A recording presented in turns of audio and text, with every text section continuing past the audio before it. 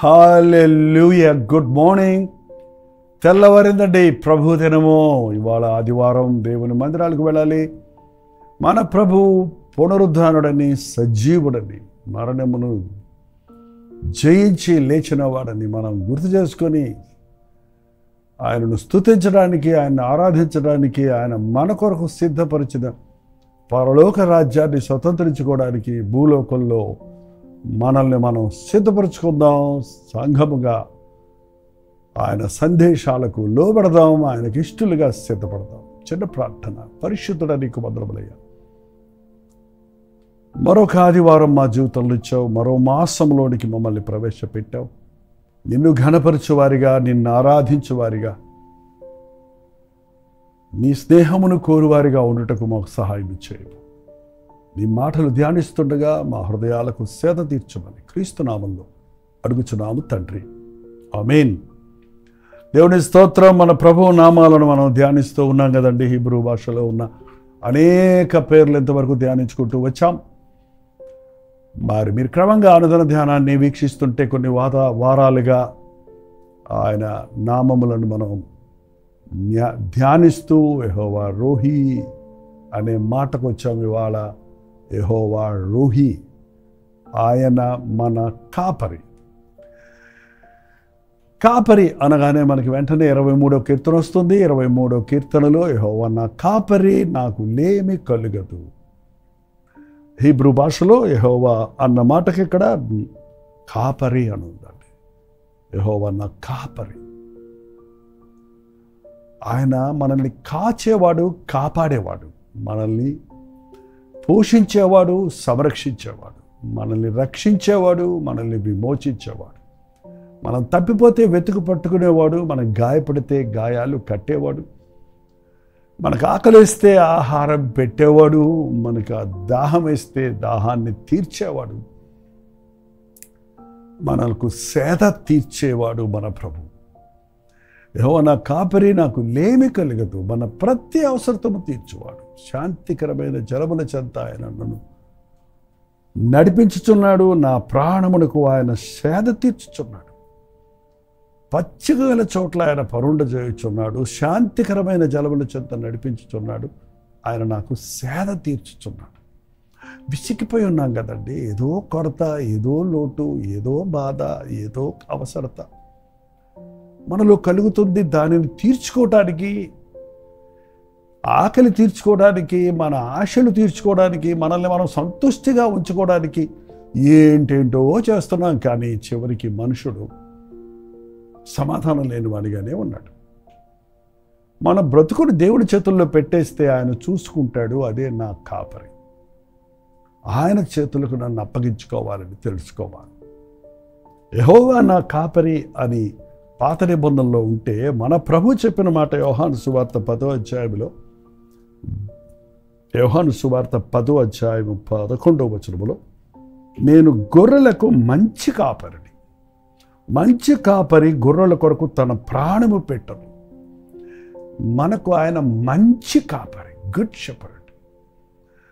ఆయన జీతగాడు కాదు. జీతగాడే గనుక తోడేలు వస్తే వాడు వెళ్ళిపోతాడు.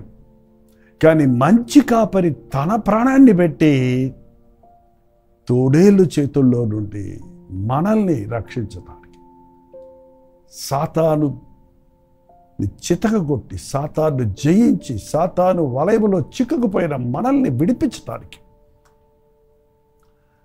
ఆయన లోకంలోనికి వచ్చినాడు. నేను గొర్రెలకు మంచి కాపరిని. మంచి కాపరి గొర్రెల కొరకు తన ప్రాణాన్ని పెడతాడు. సాధారణంగా కాపరి అనే మాట పాస్టర్ అనే మాటలో కూడా వచ్చిందండి. ఇవాళ పాస్టరు అనే పదానికి విలువ లేకుండా పోగొట్టేశారు. ఇవాళ పాస్టర్లు అనే మాట ఇక్కడ సోషల్ మీడియాలో మాట్లాడుకుంటున్నారు. పాస్టర్లు అలాంటోళ్ళు, పాస్టర్లు ఇలాంటోళ్ళు, పాస్టర్లు అలా చేశారు, పాస్టర్లు ఇలా చేశారు. పాదిరి అనేవారండి ఆ దినాల్లో. పాదిరి గారు వచ్చారు. దట్ ఈస్ ద కాపరి. సంఘానికి కాచుకునేవాడు, సంఘములో ఉన్న విశ్వాసులను పోషించేవాడు, నడిపించేవాడు, వారి సేద తీర్చేవాడు, వారి బాధలు విని వారి కొరకు ప్రార్థించేవాడు, వారికి మంచి కౌన్సిలింగ్, మంచి సలహాలను ఇచ్చేవాడు. వారి కొరకే బ్రతికేవాడు పాదిరెడ్డి. పాస్టర్ అనేవాడు ఉద్యోగం సద్యోగం నాకు వద్దు, నా జీవితం దేవునికి ఇచ్చానని అన్నిటినీ వదిలిపెట్టి దేవుని సేవ చేసేవాడు పాస్టర్ అండి. కానీ వాళ్ళ పాస్టర్ అంటుకుంటారు, ఉద్యోగాలు చేస్తూనే ఉంటారు, వ్యాపారాలు చేస్తూనే ఉంటారు. పార్ట్ టైం వర్క్లో పాస్టర్ అంటూ మళ్ళీ బిరుదులు పెట్టుకొని పరువు తీసేస్తున్నారు. ఏమో మీకు అంతగా ఆత్మల భారం ఉంటే సేవలో సహకారులుగా ఉండండి. ఒక పాస్టర్ చేసే పనిని ఉద్యోగస్తుడిగా నువ్వు కూడా చేయొచ్చు, కావాలంటే చెయ్యి. కానీ ఏంటి పాస్టర్ గారు చేసే పని? ప్రసంగాలు చేయటమా? కానుకలు లెక్క పెట్టడమా? ఏంటండి? సంఘం మీద అధికారం చెలాయించటమా? ఆనాడు ఇశ్రాయేలు కాపరులు అలాగే ఉండేవారట. యెహెజ్కేలు గ్రంథం 34వ అధ్యాయంలో ఆనాటి కాపరుల గురించి ప్రభు చెబుతున్నాడు. ఈ కాపరులు సరైనోళ్ళు కాదు. ఈ కాపరులు గొర్రెల దగ్గర నుంచి నాకు ఏమొస్తుందా అని చూసేవారే కానీ బలపరిచేవారు కాదు, స్వస్థపరిచేవారు కాదు, గాయాలు కట్టేవారు కాదు, తప్పిపోయిన వారిని వెతికేవారు కాదు. ఈ కాపరులు గొర్రెలను తినేవాళ్ళుగా తయారయ్యారు. పాపం ఈ రోజున విశ్వాసులను కూడా గొర్రెలు అని ఎగతాళి చేస్తున్నారు కదండి. ఎస్, మనం గొర్రెలమే, కపటం లేని వారిమి, పాపానికి చోటు ఇవ్వని వారిమి. మనం దేవుడు మనల్ని నిర్దోషులుగా చేశాడు. యేసు ప్రభువు గొర్రెతో పోల్చుకున్నాడు. లోక పాపములను మోసుకుని పోయే దేవుని గొర్రె పిల్ల. గొర్రెకి కొమ్ములు లేవండి తన్ను ఎదిరించిన వారిని పొడవటానికి, దాని కోరలు లేవు కరవటానికి. ఎస్, అది ఎప్పుడు తలంచుకునే నడుస్తుంది. దాని 2 చెవులు ఇలా వేలాడుతూ ఉంటాయి. ఆ కసాయోడు గుర్రం తీసుకెళ్తుంటే దానికి తెలియకేం కాదు. నువ్వు నన్ను బలిస్తావా, నన్ను నన్ను నన్ను కోసుకొని తింటావా, తిను, వాడుకో నన్ను అన్నట్టుగా అది సరే, నేను దేనికైనా సిద్ధం, ప్రాణం పెట్టడానికైనా సిద్ధం, మరి నీ కోసం నేను సిద్ధం అనేది నా యేసయ్య నాకు నేర్పించిందండి. ఇవాళ కొట్టేవాడిని కొట్టడం, తిట్టేవాడిని తిట్టడం, మోసగించేవాడిని మోసగించడం సర్వసాధారణమైపోయింది. ప్రభు చెప్పాడు కదా, ఎవరైనా నిన్ను కుడి చెంప మీద పుడితే ఎడం చెంప చూపించు, లేక ఎడం చెంప మీద కొడితే కుడి చెంప కూడా చూపించు. ఎవరైనా నిన్ను 1 మైలు రమ్మని బలవంతం చేస్తే 2 మైళ్ళు వెళ్ళు. అది ప్రేమను బట్టి, అది మనం చేతకా కాదు. మంచి కాపరి గొర్రెల కొరకు ప్రాణం పెడతాడు. ఎందుకంటే చేతకా కాదండి, యేసుప్రభు శిలువలో చనిపోయింది. ఆ సమయంలో కావాలంటే ఆయన 12 వ్యూహాల దేవదూతలను పంపించేవాడని ప్రభు చెప్పాడు కదా. ఆయన నేను నా ప్రాణాన్ని పెడుతున్నాను, నా ప్రాణం నా ఇష్టపూర్తిగా పెడుతున్నాను, నాకు తీసుకోవడానికి అధికారం ఉందన్నాడు. ఆయన మంచి కాపరి. ఈ రోజుల్లో పాస్టర్లు అని చెప్పుకుంటూ సంఘాలను సంరక్షించని వారిగా, ఆత్మలను పోషించని వారిగా ఉన్న వారిని బట్టి ఎంతో బాధకరంగా ఉందండి. అందుకే ప్రభు అంటున్నాడు, నేనే మీ కాపరిగా ఉంటాను. ఈరోజున మీరు పాస్టర్ల మీద ఆధారపడేమని నేను చెప్పడం లేదు. పాస్టర్ గారు మన చేతిని దేవుని చేతుల్లో పెట్టడానికే. నువ్వు ఆయన చేయబెట్టుకొని నడవాలే కానీ పాస్టర్ చేయబెట్టుకొని నడవాల్సిన అవసరం లేదు. దేవునికిని నరులకును మధ్యవర్తి ఒక్కటే, ఆయన క్రీస్తు యేసు అను నరుడు.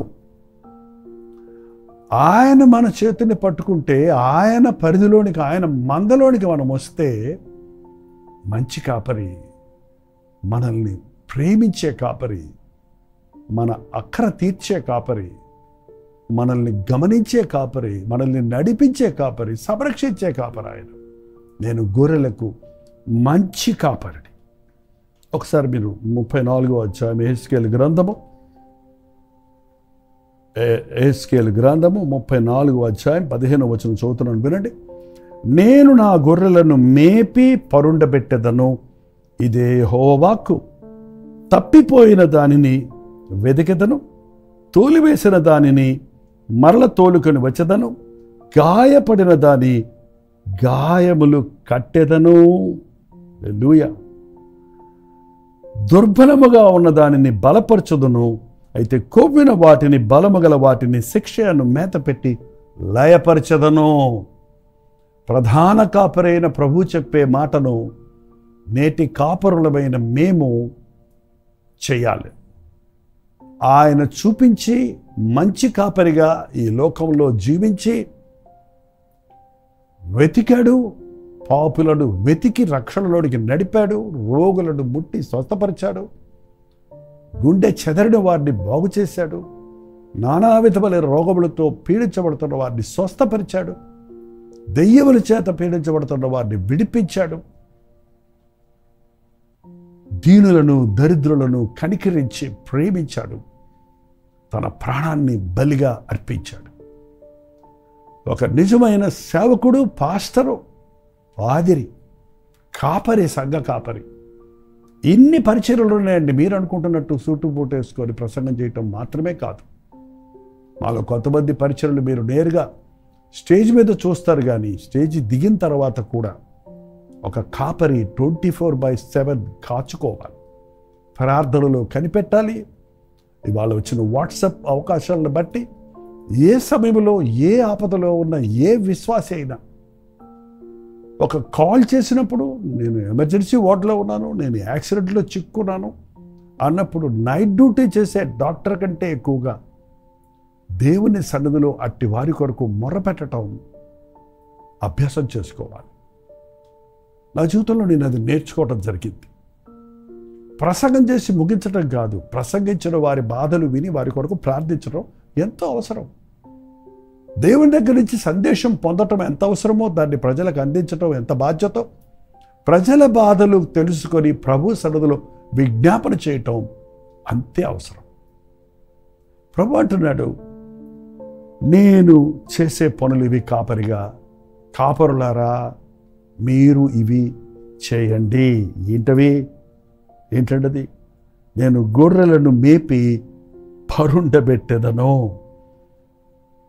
ఈరోజు సంఘాల్లో చూడండి, విశ్వాసులు చక్కగా కుర్చీల్లో కూర్చుంటారు, పాస్టర్లు నిలబడి ప్రసంగాలు చేస్తుంటారు. పాస్టర్ గారు పడుకొని ప్రసంగం చేస్తుంటారా? పాస్టర్ గారు సోఫాల్లో కూర్చొని ప్రసంగం చేయడం కుదురుతుందా? ఎక్కడైనా ఉన్నారేమో అట్లాంటి వాడు. ఏదైనా బలహీనతలు ఉంటే దైవజనులకి, ఓల్డ్ ఏజ్ అయి ఉంటే అది వేరే విషయం అనుకోండి. దేవుడు మనకంటే ఎక్కువగా విశ్వాసులను పట్టించుకునేవాడు సేవకుడు.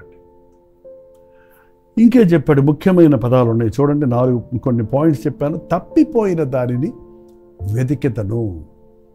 చర్చ్కి వచ్చేవారిలో ఎవరు క్రమంగా వస్తున్నారు, ఎవరు మానేశారు, ఎవరు ఎందుకు మానేశారు, వారు ఏ విషయంలో తప్పిపోయారు, పాపంలో పడ్డారా, సాతాను వలల్లో చిక్కుకున్నారా, సమస్యల వలయంలో చేరిపోయారా, నులివెచ్చని స్థితికి దిగజారిపోయారా, ఎందుకు మందిరాన్ని నిర్లక్ష్యం చేస్తున్నారు, ఎందుకు మందిరాన్ని మానేస్తున్నారు అని గుర్తించి అట్టి వారిని గమనించి వారిని హెచ్చరించవలసిన, అవసరమైతే వారిని వెళ్ళి దర్శించవలసిన అవసరత ఒక నిజమైన కాపరికి ఉందండి.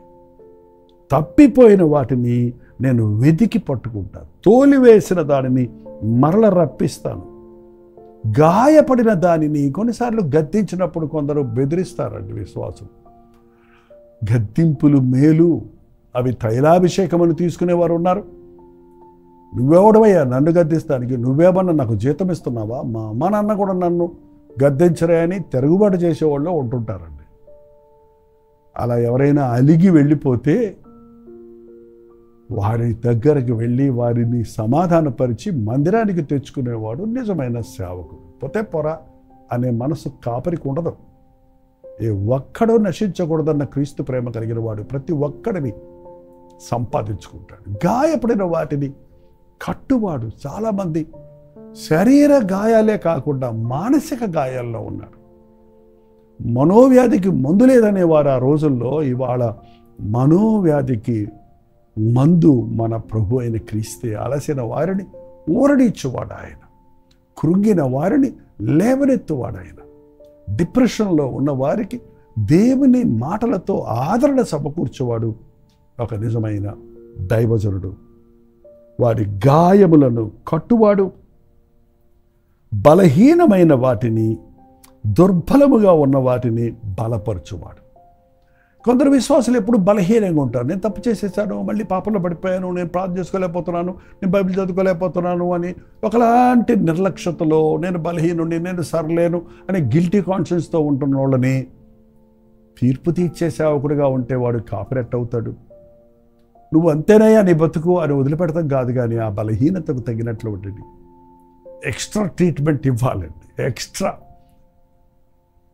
జాగ్రత్త తీసుకోవాలి. ఆ వ్యక్తిని ప్రోత్సాహం మాటలతో, దేవుని వాక్కులతో, వారి సన్నిధిలో దేవుని పక్షములో దేవుని సన్నిధిలో విజ్ఞాపన చేస్తూ ప్రార్థించి బలహీనులను, ఏ విషయంలో వారు బలహీనులు అవుతున్నారో గమనించి ఆ విషయాలలో ఏ విటమిన్ డెఫిషియన్సీ ఉందో ఆ లోటు డాక్టర్ దగ్గరికి వెళ్తే తీరుస్తాడు చూడండి. అట్లాగా ఏ విషయంలో వారు కృంగిపోయి ఉన్నారో ఆ విషయాల్లో వారికి వాక్యము ద్వారా బలపరిచి వారిని స్థిరపరిచేవారిగా కాపాడు ఉండాలి. సంఘంలో అందరూ ఒకలాగా ఉండరండి. కొందరు దుర్బలులుగా ఉంటారు, కొందరు హృదయంలో తప్పిపోయిన చర్చకుంటారు, చర్చిలో ఉంటారు, కానీ హృదయంలో తప్పిపోయిన ప్రజలని ప్రభువు చెప్పినట్టుగా వారి దేవునితో కనెక్షన్ తెగిపోయింది, కూర్చుంటారు, ఊరికే వెళ్ళిపోతారు. వాటిని గమనించాలి. నోరు విప్పకుండా ప్రార్థనా సమయంలో ఉన్నవారు ఆధ్యాత్మికంగా తప్పిపోయిన వాళ్ళే. దేవుని సన్నిధిలో నిర్లక్ష్యంగా ఉండేవారు, ఆరాధన జరుగుతుంటే సెల్ ఫోన్ గెలుక్కుంటూ కూర్చున్నవారు, వారి శరీరాలు ఎక్కడ ఉన్నాయేమో కానీ వారి హృదయాలు ఎక్కడికో వెళ్ళిపోయినాయి. అటువంటి వారిని గమనించి దిద్దవలసిన బాధ్యత కాపరి మీద ఉంది, గమనించవలసిన బాధ్యత ఉంది. గొర్రెతోలు కప్పుకున్న తోడేలు వంటి వారు సంఘాల్లో చేరతారు. ఏ ఉద్దేశంతో మీరు మందిరానికి వస్తున్నారు? ఏంటి, ఇక్కడ వ్యాపారం చేయడానికి వస్తున్నారా, వారి ఇష్టాన్ని నెరవేర్చుకోవడానికి వస్తున్నారా అని గమనించవలసి ఉంది. అందుకనే చివరిగా అన్నాడు, దుర్బలమైన ఉన్న వారిని బలపరుస్తును, అయితే కొవ్విన వాటిని, బలము గల వాటిని శిక్ష అనే మేత పెడతాడంటే. ఏం మేత ఇది? శిక్ష అనే మేత పెట్టి లయపరుస్తా, సరిచేస్తా. అవునండి, కొంతమందికి దేవుని ఆశీర్వాదాలు ఎక్కువైపోయినాయి. హృదయమును మదించి మీరు దేవుడిని మరచదరేమో. మీరు మంచి ఇల్లు కట్టుకున్న తర్వాత మీరు మంచిగా ఆరోగ్యము, ఆశీర్వాదము, బిడ్డలు, అన్ని విషయాల్లో దేవునికి మీ జీవితం ఇచ్చిన వాళ్ళని ఆశీర్వదించబడినప్పుడు, ఆశీర్వదించబడిన తర్వాత అన్ని ఇచ్చిన ప్రభువును మరిచి హృదయంలో గర్వించేవారిగా అనేకులు ఉన్నారు ఎంత దినాల్లో. అట్టి వారిని గమనించి వారిని గద్దించటం, వారిని శిక్షించటం అవసరమైతే వాక్యం ద్వారా, నాట్ క్రియల్లో కాదు. ఇది కాపరి పని. అది నా యేసయ్య ప్రధాన కాపరి, యెహోవా రోహి, నా ప్రభు కాపరి. ఆయన మాకు అప్పగించిన సంఘాలను కాపరులుగా ఉన్న మేము ఒకరోజు ప్రధాన కాపరి రారాజుగా ఈ లోకంలోనికి రాబోతూ ఉన్నప్పుడు కాపరులమైన మేము రెండంతల తీర్పు ఉంటుందని, మాకు కఠినమైన తీర్పు ఉంటుందని గమనించి దేవుడు అప్పగించిన పనిని నమ్మకంగా చేయాలన్నది నా ఆశ. కాపరిగా ఉంటున్నారా? మీ కాపరుల కొరకు మీరు ప్రార్థిస్తున్నారా? మీ కాపరులను మీరు విమర్శించొద్దు. మీ కాపరులు తప్పులు పట్టుకోవటం మీ పని కాదు. మీ కాపరులు సరిలేకపోతే వారి కొరకు మీరు ప్రార్థించండి, వారి కొరకు మీరు విజ్ఞాపన చేయండి. వారు దేవుని సేవకులు, దేవుడు వారిని తీర్పు తీరుస్తాడు. మిమ్మల్ని వారి గురించి అడగరు కనుక మీరు చెప్పుదురే కానీ చేయుదురన్న వారిని వెంబడించక చెప్పిన దాన్ని చెప్పినట్టు చేయండి. దేవుని మాటలు వినండి, అద్భుతంగా మీరు ఆశీర్వదించబడతారు. చిన్న ప్రార్థన. పరిశుద్ధుడా, నీకు వందనములయ్యా. నీవే నా మంచి కాపరివని, ఎప్పుడూ నీ ఎరుకలో బ్రతకడానికి, నీ చిత్తములో నడవటానికి, ఆలయాలకు వెళ్ళినప్పటికీ నీ ప్రధాన కాపరిగా, సింహాసనాసీనుడిగా నీ సన్నిధి మా మధ్య ఉన్నదని గమనించి నీ స్నేహమును చేయుటకు, మా బలహీనతల నుండి విడిపించబడి మా తప్పిపోయిన స్థితిని గ్రహించుకొని, మా గాయాలతో వేదనను పడుతున్న విషయాలు నీతో చెప్పుకొని నీ సన్నిధిలో బలపడుటకు సహాయం ఇచ్చేది. నాకెవరూ లేరు అనే మాట వదిలిపెట్టి, యెహోవా నా కాపరి, నాకు లేమి కలగదు, నా జీవిత దినములన్నీ కృపాక్షేమములు నన్ను వెంటాడతావన్న నిశ్చయత కలిగి ఈ లోకములో కొద్ది కాలమే ఉంటామని నిరంతరము నా దేవుని సన్నిధిలో నేను చిరకాలము ఆయన ఆలయములు, ఆయన మందిరములు, ఆయన రాజ్యములు నివాసము చేతునన్న గురితో ఈ లోకంలో నీ సాక్షులుగా బ్రతుకుటకు సహాయం చేయమని క్రీస్తు నామములో అడుగుచున్నాను తండ్రి. ఆమేన్. తండ్రి అయిన దేవుని యొక్క ప్రేమయు, కుమారుడైన క్రీస్తు యొక్క కృపయు, ఆదరణకర్త అయిన పరిశుద్ధాత్మ యొక్క సహవాసమును కూడి వచ్చిన మనందరికీ ఇప్పుడును సదాకాలం తోడయుండును గాక. ఆమేన్. దేవుని స్తోత్రం. మీ ప్రార్థనా స్తోత్రాల భారాలు 954004 నెంబర్కి, మీరు ఇతర దేశాల్లో ఉంటే 91001010 నెంబర్కి తెలియజేయండి. మీ పక్షాలు మేము ప్రార్థిస్తున్నాం. తప్పక ప్రభు మీకు జవాబిస్తాడు. మీరు కూడా ప్రార్థించండి. మీరు దేవుని వాక్యానుసారంగా జీవిస్తూ దేవుని సన్నిధిలో ఆధ్యాత్మికంగా బలపడాలంటే మందిరాలకు వెళ్ళాలి. తోటి విశ్వాసులతో కలిసి మీకు ఇచ్చిన కాపరులు పర్యవేక్షణలో మీరు ప్రభు సాక్షులుగా జీవించండి. ప్రభు చిత్తమైతే కల్వరి చర్చిలో జరిగే సర్వీస్ని మీకు లైవ్ ఇస్తున్నాం. 11 o'clock మీరు మీ చర్చెస్ అయిపోయిన తర్వాత, లేక ఆ సమయంలో మీకు చర్చ్ లేకపోతే ఆ లైవ్లో కూడా మీరు పార్టిసిపేట్ చేయొచ్చు. ముఖ్యంగా ఇతర దేశాల్లో ఉన్నవారు, లైవ్ లేనివారు, తెలుగు ఆరాధన లేని వారి కోసం మేము లైవ్ ఇస్తున్నాం. మీరు కూడా ఆశీర్వదించబడండి. అలాగే ప్రభు చిత్తమైతే 3 గంటలకు హెచ్చరిక, రాత్రి 9 గంటలకు కల్వరి ప్రతి తొడిలో మళ్ళీ కలుసుకుందాం. అంతవరకు దేవుని మహాకృప మీకు తోడైన దాకా.